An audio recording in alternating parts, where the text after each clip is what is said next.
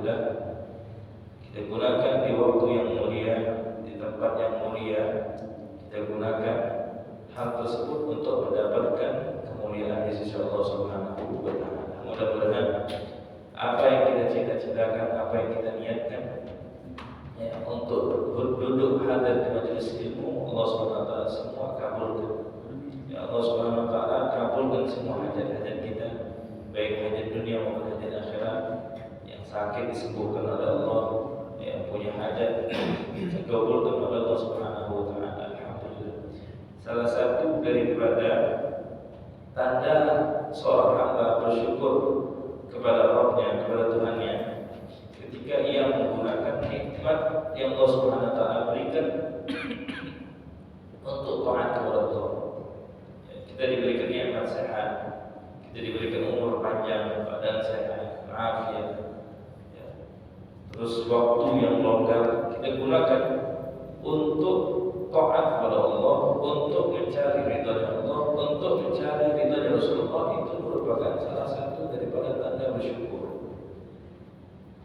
Mengapa kita dianjurkan untuk bersyukur? Bahkan kita diperintahkan untuk bersyukur, untuk menjaga nikmat tersebut.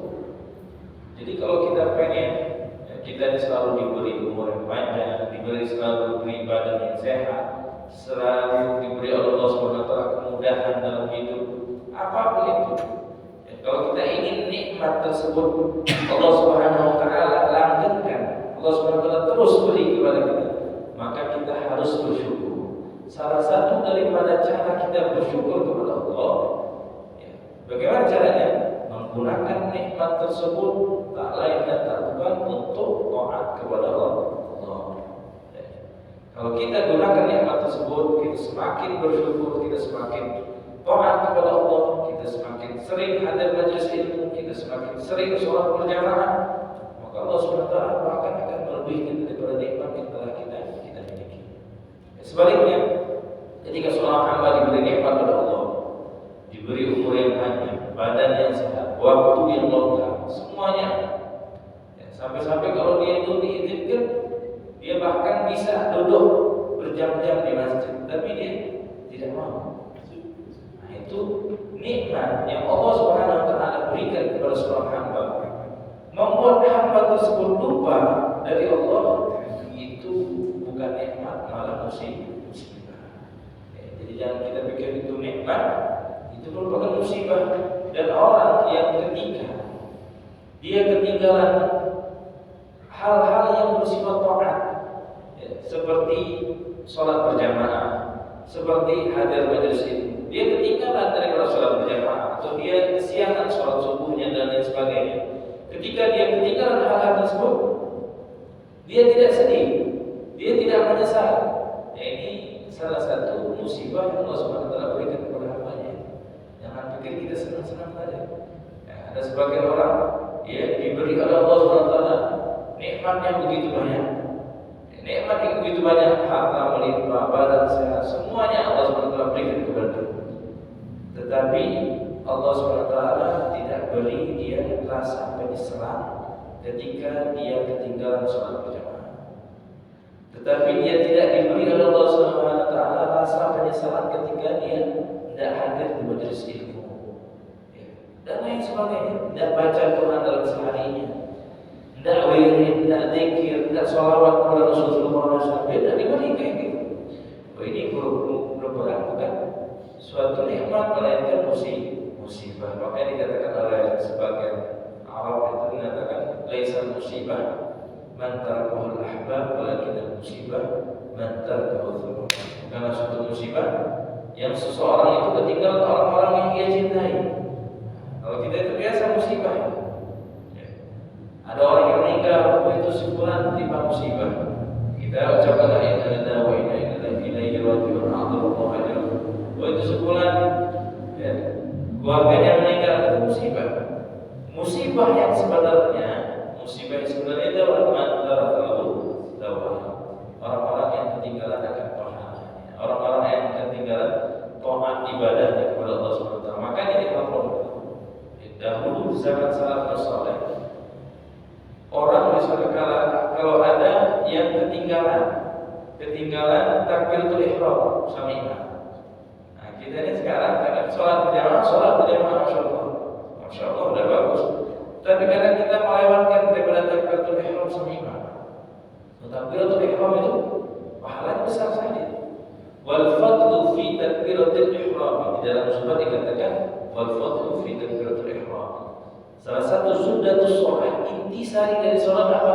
Ketika kita mendapatkan takbiratul ihram sama imam. Jadi kita sudah standby yang takbiratul ihram, Allahu akbar, kita langsung takbir. Banyak yang berjamaah tapi dia enggak terlalu perhatian dengan takbiratul ihram. Ya, takbiratul ihram itu besar faedahnya. Pahalanya sangat besar. Sampai-sampai pernah diceritakan. Ya, dulu Al-Fakir pernah mendengar cerita dari guru-guru. Ya. Itu ada satu murid. Ini Masya Allah di zaman dahulu, muridnya saja itu sudah menjadi wali. Murid, pembantu dari seorang wali itu sudah jadi wali. Jadi di zaman dahulu ada seorang wali Allah. Kebiasaan seorang wali Allah ini, dia tidak mau sholat kecuali pembantunya ini jadi imamnya. Atau kebalik, dia sholat, ini pembantu jadi makmumnya. Si pembantu ini jadi makmumnya. Ketika dia sholat, Allahu Akbar, dia lihat makmumnya ini nggak takbir. Ya, mungkin karena hal yang lain, wallahu a'lam. Atau mungkin dia sudah takbir, mulai takbir sampai kedua kali, ketiga kali. Akhirnya ditanya sama gurunya setelah selesai sholat, ditanya sama gurunya, wahai pembantu, mengapa engkau tidak mendapatkan takbiratul ihram bersama aku? Akhirnya dia menjawab, wahai guruku, bagaimana aku akan meneruskan takbir? Sedangkan biasanya aku setelah takbir itu yang kuliah itu langsung Ka'bah. Ini pembantu wali itu sudah mendapatkan kemuliaan di sisi Allah Subhanahu wa taala. Pembantu yang wali. Jadi ketika dia takbir itu biasanya langsung melihat ke Ka'bah. Nah, ketika saya takbir pertama kali, kedua kali itu belum melihat Ka'bah. Ketika ketiga kali baru melihat Ka'bahnya, baru saya teruskan salatnya. Apa yang dikatakan gurunya? Wahai muridku, ketahuilah, sesungguhnya ketika engkau mendapatkan takbiratul ihram, seorang makmum mendapatkan takbiratul ihram bersama imam, itu pahalanya melebihi apa yang kau lihat. Jadi melihat Ka'bah itu pahalanya besar sekali, ya. Dan mendapatkan takbiratul ihram dengan imam itu pahalanya juga besar. Itu menunjukkan pentingnya, ya, sunnah. Maka dikatakan sunnah itu sholat. Intisari dalam sholat itu adalah takbiratul ihram sama imam. Jadi di sana, hadrahum salat sholat itu. Kalau ada orang 3 hari dia takbiratul ihram ketinggalan, bukan sholat jamaah dia ketinggalan, takbiratul ihram dia ketinggalan sama imamnya 3 kali betul-betul. Ini diucapkan apa? Allah ajruhu. Ya, semoga Allah SWT membesarkan pahala, memberikan engkau pahala yang besar. Sama seperti orang musibah ketinggalan. Ketinggalan memang maksudnya meninggalnya sanak keluarganya. Itu ketinggalan takbiratul ihram saja. Bagaimana kalau ketinggalan sholat jamaah? Ya, bagaimana kalau ketinggalan sholat sama sekali? Itu kalau berapa hari saja tidak sholat berjamaah, itu rumahnya, di depan rumahnya ada keranda mayit. Nah, itu benar-benar musibah yang benar-benar sebenarnya. Ya. Jadi kita minta kepada Allah Subhanahu wa taala, ya, semoga apa-apa yang menjadi kebiasaan kita atau mungkin hal tersebut sudah menjadi taat kepada Allah, ibadah kita kepada Allah Subhanahu wa taala, jadikanlah kita ini perasaan menyesal dan ingin bertobat kepada Allah Subhanahu wa taala. Masyaallah, hadirin yang dimuliakan Allah, yang melanjutkan daripada pelajaran kita yang kemarin, daripada pelajaran kita akhlak, ya, masalah birrul walidain, ya, pembahasan masalah birrul walidain, berbakti kepada kedua orang tua. Yang dikatakan yang paling dalam hadis Rasulullah SAW, doa walid li waladih ka doa nabi ummati. Doa seorang tua kepada anaknya seperti doa Nabi kepada umatnya. Ini doa orang tua kepada anaknya itu seperti doa Nabi kepada umatnya. Jadi kalau kita pengen anak-anak kita menjadi anak yang berbakti, ya, kita punya anak pengen jadi anak yang berbakti, maka kita suruh istri kita untuk mendoakan dia supaya jadi anak yang soleh, anak yang berbakti kepada orang tua. Makanya ajarkan. Kita punya istri ini ajarkan.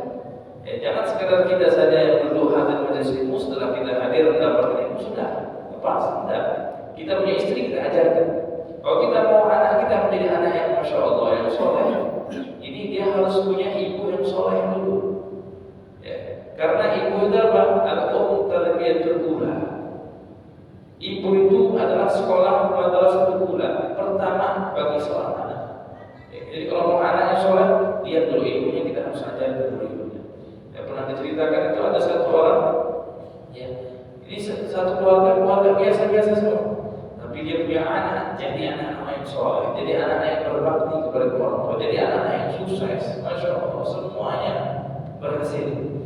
Ketika ditanya sama salah satu habib, ibu ini kuncinya apa ini? Ada amalan atau apa tidak? Apa?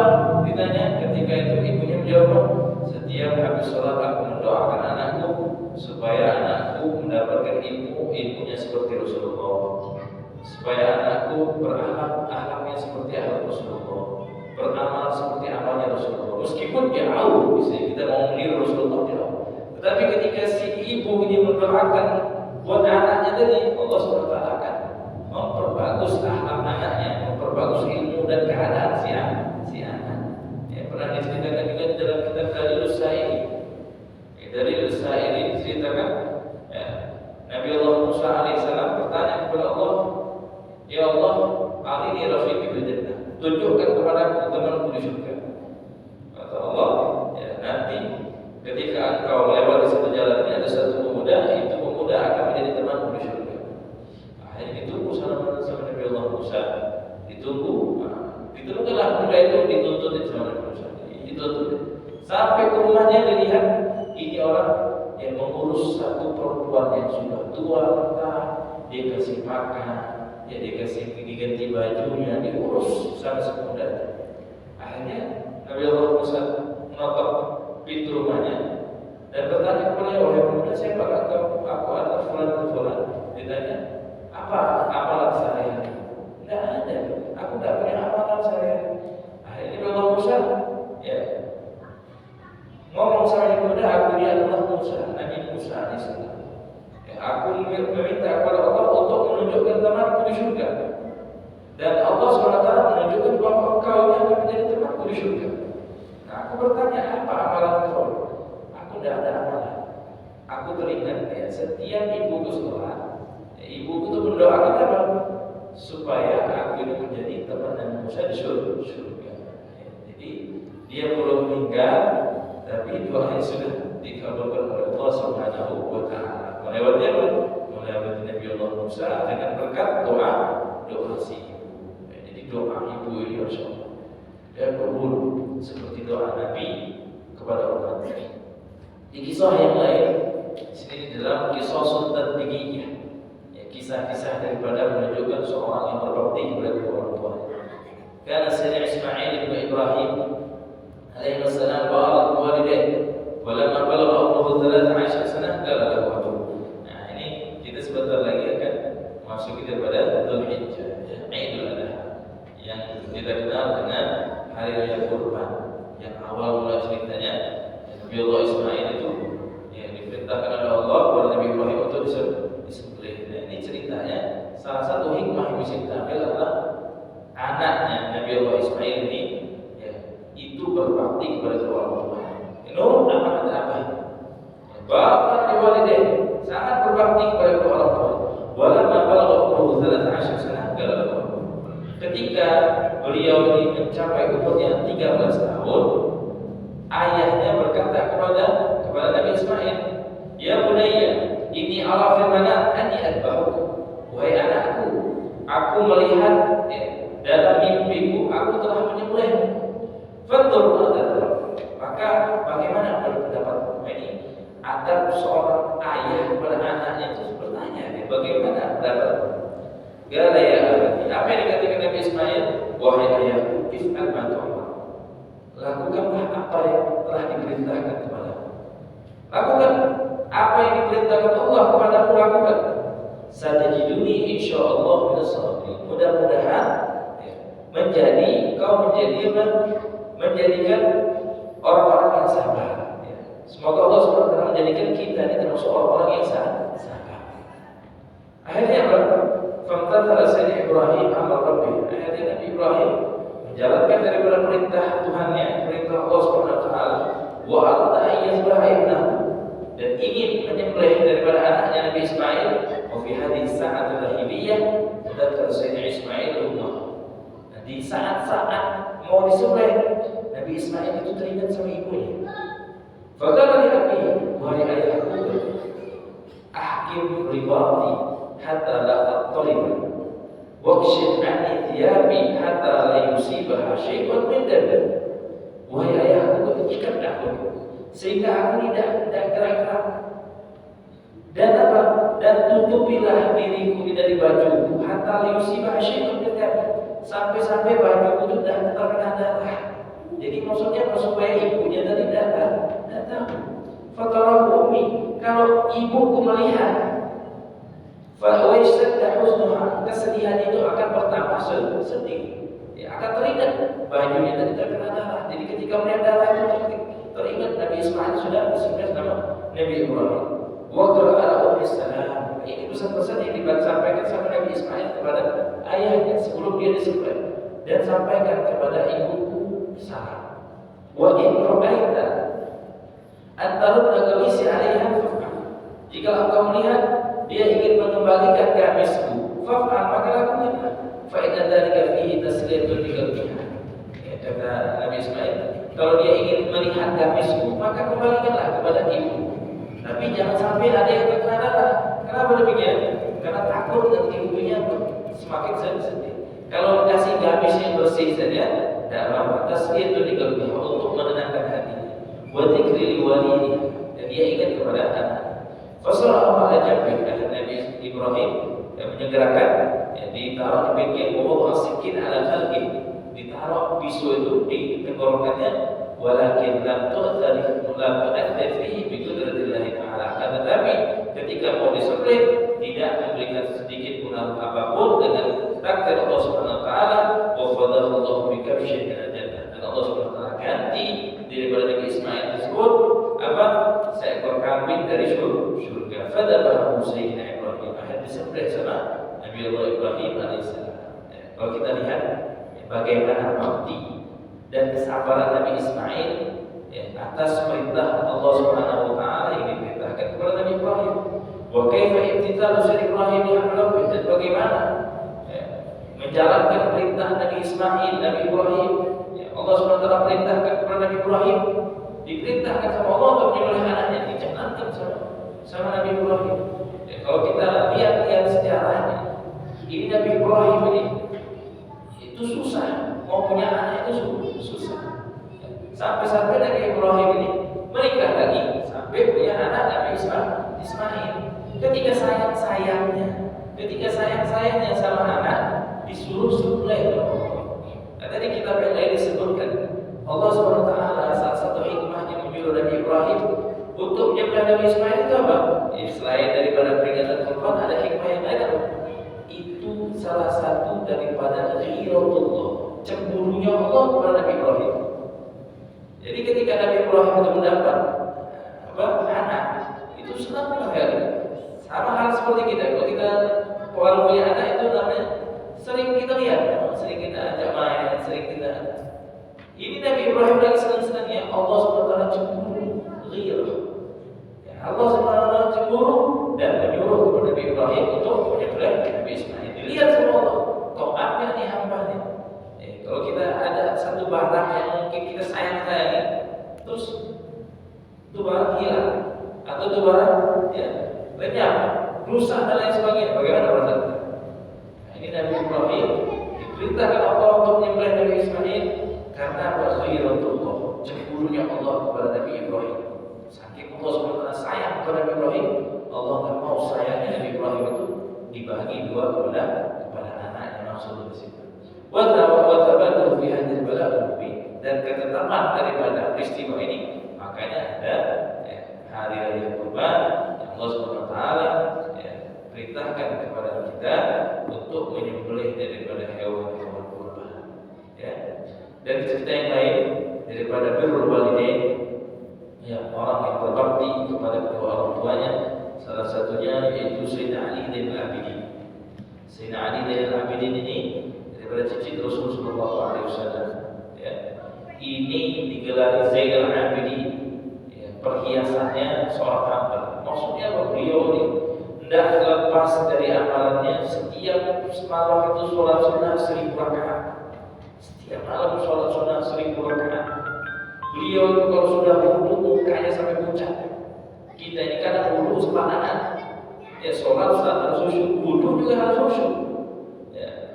Imam Syafi'i pernah ditanya, apa amalan yang paling bagus dari Imam Syafi'i? Akhirnya diberitahu sama ibunya atau sama istrinya, karena hasanul wudu. Imam Syafi'i itu kalau sudah wudu diperbagus wudunya, benar-benar wudunya. Jadi kalau kita wudu itu benar-benar, kita bayangkan kalau kita itu menghadap Allah, mau menghadap Allah SWT, maka bersihkan dengan sebersih-bersihnya. Ini Imam Ali Zainal Abidin kalau sudah wudu mukanya itu sampai pucat. Ya, mukanya sampai pucat, bukan berlebih-lebihan di dalam wudu, bukan mubazir di dalam wudu, bukan. Ya, saking memperhatikan daripada, bukan was-was juga di dalam wudu, tidak boleh was-was di dalam wudu. Ya, memperhatikan daripada anggota-anggota tubuhnya, ya, seluruhnya sunnah-sunnahnya yang dianjurkan sama Rasulullah dilakukan. Jadi Imam Ali Zainal Abidin kathirul birr, sangat berbakti kepada kedua orang tuanya. Hatta qala lahu ba'du ashabi, sampai sebagian sahabat ini bertanya kepada Imam Ali Zainal Abidin, "Anta abarrun nas bi ummi?" Wahai Imam Ali, engkau itu paling berbakti kepada kedua orang tua. Wa limadha ma naraka ta'kul ma'ah? Mengapa kami tidak pernah sekalipun melihat engkau itu makan bareng ibu? Kenapa demikian? Akhirnya Imam Ali Zainal Abidin menjawab, "Faqala na'am, iya, li'anni akhafu an tasbiqa yadi ila ta'am dan sabaqa ilayhi 'ainaha wa adabat ala tanawulihi fa akuna qad battatuha." Iya, aku tidak pernah memakan dengan ibu. Mengapa? Karena aku takut, ya, tanganku itu ingin mengambil makanan ketika mata ibuku ingin mengambil makanan tersebut, bukan tangan, matanya saja. Ya, kalau kita mungkin tangan beradu tangan kita mungkin. Ya, kalau sudah makan sama orang tua kita, makan sama ibu kita, mungkin beradu tangan kita mengambilnya. Tidak. Imam Ali Zainal Abidin takut mengambil makanan ini. Yang mana makanan yang mau diambil ini didahului sama mata ibunya yang ingin mengambil makanan tersebut. Oh, melirik saya. Jadi ketika dia mau mengambil makanan, ibunya sudah melirik ke makanan itu. Dia menganggap hal tersebut adalah durhaka kepada ibunya. Oh ini, insya Allah, baru seorang Imam Ali Zainal Abidin mendapatkan kemuliaan di sisi Allah Subhanahu wa Ta'ala. Di kisah yang lain, ya, ada satu pemuda datang sama Rasulullah SAW. Ya, ini salah satu, ya, sahabat Rasulullah SAW, hidup di zaman Rasulullah SAW. Ada satu pemuda datang sama Rasulullah, "Ya Rasulullah, ada orang yang lagi nazar mendekati meninggal. Yuqalu lahu qul la ilaha illallah." Kata Rasulullah, katakan sama dia, mimpi, baca la ilaha illallah, mimpi target. Fala yastati ayyaqula. Akhirnya sahabat tadi bilang apa ya Rasulullah? Dia tidak mampu untuk mengucapkan target, dia tidak mampu. Qala alaysa kana yaquluha fi hali hayati? Apakah di masa hidupnya dia pernah atau bisa mengucapkan kalimat la ilaha illallah? Bisa. Oh, bala ya Rasulullah, bisa ya Rasulullah. Qala fama mana'ahu min hamidin. Apa yang mencegah dia untuk tidak bisa mengucapkan kalimat la ilaha illallah ketika dia mau meninggal? Qala fa nahadha Rasulullah SAW. Rasulullah SAW bangun, wa nahadna ma'ahu, dan kami juga bangun bersama Rasulullah menemui ini orang. Hatta ataina al-ghulam faqala ya ghulam, wahai pemuda, qul la ilaha illallah. Rasulullah SAW qul la ilaha, katakan la ilaha illallah. Faqala la astati, tidak bisa, ana tidak mampu ya Rasulullah. Wa qala liman? Qala bi huquqi walidati, katanya dengan sebab aku durhaka kepada ibu. Ya. Qala ahayyatun hiya, apakah dia masih hidup ya Rasulullah? Qala na'am. Ya, katanya qala ahdiruha, hadirkan dia. Ya, jadi Rasulullah SAW menyuruh para sahabat untuk menghadirkan ibunya. Fa hadarat, maka hadirlah ibunya. Faqala kana nar ujjah uhijjat faqila laki illam tashfa'i lahu fadafnahu fi hadithah. Maafkan dia kepada Rasulullah. Kalau tidak, engkau lihat ini api sudah kita jadikan. Kalau engkau tidak mau memberikan maaf kepada dia, maka kami akan apa? Akan lemparkan dia ke api tersebut.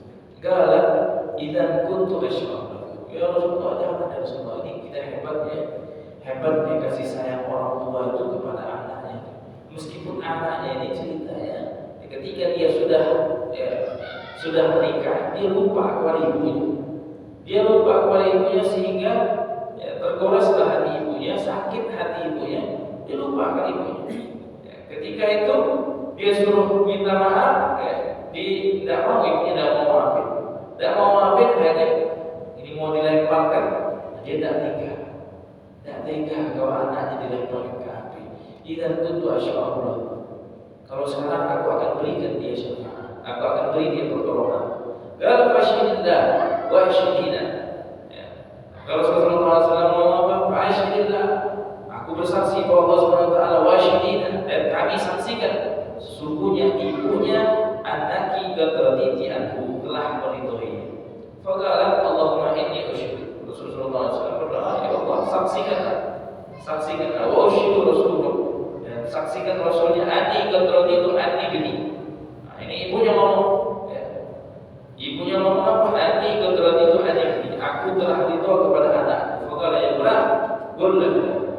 Setelah ibunya yang memaafkan daripada anaknya dan disaksikan oleh Rasulullah dan disaksikan oleh para sahabat-sahabatnya, ketika Rasulullah SAW memerintahkan untuk mengucapkan kalimat la ilaha illallah, ini anak bisa qul la ilaha illallah wa qala la ilaha illallah. Faqala Rasulullah SAW, lalu Rasulullah SAW bersabda, alhamdulillahilladzi anqadhahu bi minan nar. Segala puji bagi Allah Subhanahu wa taala yang telah menyelamatkan dia daripada api neraka. Oh, jadi ini bahaya. Sangat bahaya sekali. Orang yang durhaka kepada kedua orang tuanya, terlebih-lebih orang yang sudah menikah. Makanya ketika kita sudah menikah, jangan sampai uang itu semua dipegang sama istri. Kebanyakan kita ini sekarang kadang ketika kita sudah menikah, kita punya orang tua, kita punya ibu, kita punya bapak, tidak bisa kita mau ngasih mereka, tidak bisa kita mau ngasih hadiah, tidak bisa kita mau ngasih nafkah, tidak bisa. Minta sama istrinya, minta istrinya mau kasih sekali, 2 kali, 3 kali, beda lagi. Tapi kalau duit tersebut kita pegang sendiri, atau kita bagi duit tersebut, ini untuk orang tua kita, ini untuk ini untuk itu. Maka yang dianjurkan, kita itu jangan sampai kalau kita sudah menikah, jangan sampai duit kita semua itu dipegang sama istri. Kenapa demikian? Susah. Ketika kita minta mau ngasih orang tua sekali, 2 kali, lama-lama kita nggak enak. Tapi ketika kita duit di tangan kita, itu kita bisa mengasihi orang tua kita bisa sedekah, kita bisa ini, kita bisa semua kita lakukan. Kemudian kita amal ayat walaupun maka perhatikanlah wahai anak yang dicintai. Hadir kisah ta'ala al-uqul walidain sabab usul khatimah. Ketahuilah bahwasanya orang yang durhaka kepada kedua orang tua adalah sebab dia mati dalam keadaan su'ul khatimah. Hati-hati orang yang durhaka kepada orang tua itu, dia penyebabnya mati dalam keadaan su'ul khatimah. Waliyadu billah minha wa fil hadis. Di dalam hadis Rasulullah SAW ada 3. La yanfa'u ma'ahunna amal. Tidak sama sekali bermanfaat amal yang dilakukan sama dia. Dia mau sholat berjamaah setiap harinya, dia membaca Quran dalam sehari 30 juz dan lain sebagainya, bolak-balik umroh dan lain sebagainya, tidak sama sekali bermanfaat. Ini amalan dia, ibadah dia dengan sebab 3. Apa yang pertama? Asyirku billah. Dia syirik kepada Allah, menduakan Allah Subhanahu wa taala. Menduakan Allah ini bukan hanya saja menyembah selain Allah, tidak. Sesuatu percaya kepada yang lain selain Allah Subhanahu wa taala. Dia datang ke dukun, datang ke ini, datang ke ini. Dia percaya kepada selain Allah Subhanahu wa taala. Itu termasuk syirik. Wa uqul walidain, dan orang yang durhaka kepada kedua orang tua. dan tidak bermanfaat sedikit pun amalan ibadahnya.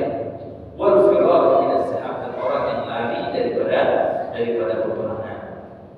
Kemudian masyaallah hadirin yang dimuliakan oleh Allah, ya, ada lagi satu kisah, ya, pemuda Yahudi. Pemuda Yahudi ini, dia ini merupakan pembantunya Rasulullah. Ya, pembantu Rasulullah SAW, yakhdum Nabi SAW. Fawalat suatu hari dia sakit. Ya, dia sakit. Ini ceritanya berbalik. Ya, kalau tadi ceritanya orangnya Masya Allah, ibadahnya, ketaatannya sama Allah Masya Allah. Tetapi dia durhaka kepada orang tua. Ini satu lagi Yahudi, bukan Islam, Yahudi. Ketika dia sakit, didatangi sama Rasulullah karena dia merupakan pembantu Rasulullah. Dijenguk sama Rasulullah. Akhirnya Rasulullah SAW ada idarasih, duduk di dekat kepalanya. Lalu Rasulullah SAW berkata kepada dia, aslim. Rasulullah SAW karena sayang kepada pembantunya ini, disuruh aslim, masuk Islam.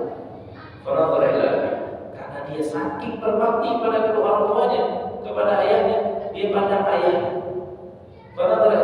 Dan ayahnya ada di situ.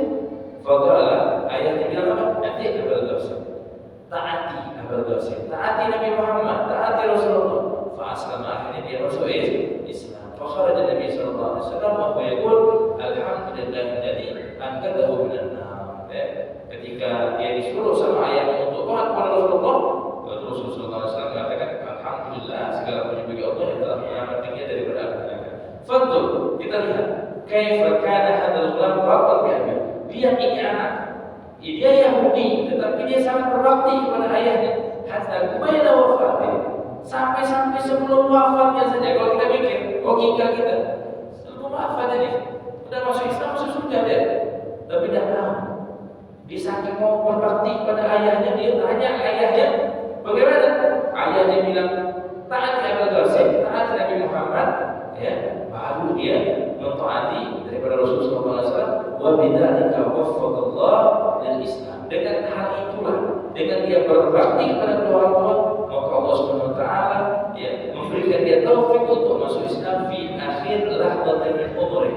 Daripada akhir sedikit lagi umurnya, Allah Subhanahu wa taala berikan dia taufik. Fa asbaha min ahli, maka dia termasuk orang-orang ahli surga. Wa min hadhihi kisah ta'lam anna birrul walidain sabab li husnil khatimah. Dari kisah ini kita ketahui bahwa orang yang berbakti kepada kedua orang tuanya, meskipun semasa hidupnya dia bermaksiat sama Allah, kalau dia sudah berbakti kepada kedua orang tuanya, sababun li husnil khatimah, menjadikan sebab dia untuk mati dalam keadaan husnul khatimah. Mudah-mudahan Allah Subhanahu wa taala yang memberikan kita taufik hidayahnya sehingga kita bisa menjadi anak-anak yang berbakti kepada kedua orang tua kita, dan itulah menjadikan sebab kita untuk mati dalam keadaan husnul khatimah. Dan juga Allah Subhanahu wa taala, mudah-mudahan Allah Subhanahu wa taala menjadikan anak-anak kita anak-anak yang saleh, anak-anak yang salehah yang berbakti kepada kita sehingga kita telah meninggal dunia dan ia akan mendoakan kita, mengirimkan kita Fatihah, mengirimkan kita berbagai macam doa sehingga Allah Subhanahu wa taala menjadikan dia anak yang berbakti kepada kedua orang tua. Wassalamualaikum warahmatullahi wabarakatuh.